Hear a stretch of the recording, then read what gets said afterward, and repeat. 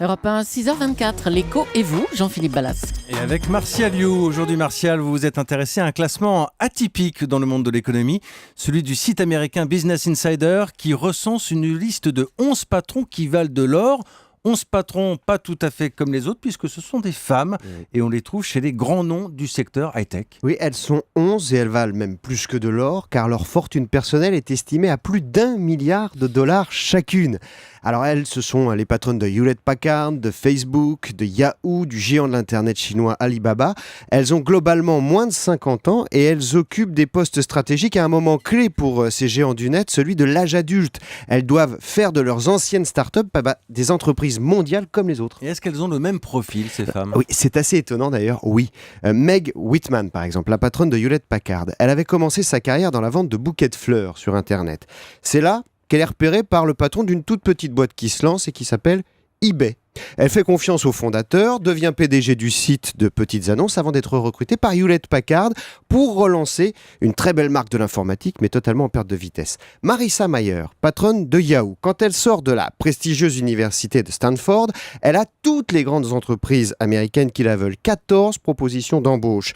Elle choisit de répondre à un mail de 2 étudiants inconnus intitulé « Travailler chez Google ?» Elle y va. Et elle va créer Google Images, Google Actu, Gmail. Au bout de 13 ans, elle est engagée par Yahoo, le concurrent, pour relancer le portail Internet afin qu'il soit justement un concurrent de poids face à Google. Sheryl Sandberg, elle est arrivée chez Facebook après des années chez Google. Vous voyez, c'est toujours le même milieu pour rassurer les investisseurs et rendre le groupe rentable parce que Mark Zuckerberg, le fondateur de Facebook, est incapable de parler aux analystes de Wall Street. Il avait complètement raté son introduction en bourse il y a quelques mois.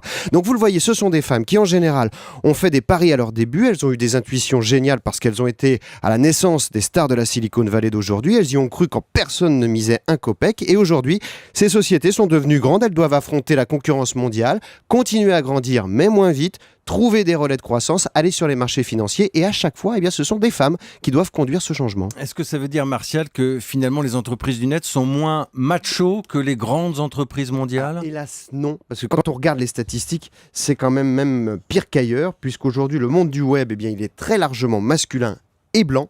C'est un monde d'ingénieurs. Google a d'ailleurs fait son mea culpa il y a quelques mois. Dans son état-major, il n'y a qu'une seule femme, c'est la patronne de YouTube. 70% des employés sont des hommes et pratiquement tous blancs. Dans la Silicon Valley, le royaume des ingénieurs, donc vous ne trouvez qu'une femme sur 4 parmi les salariés, essentiellement dans le marketing. D'ailleurs, les stéréotypes ont la vie dure.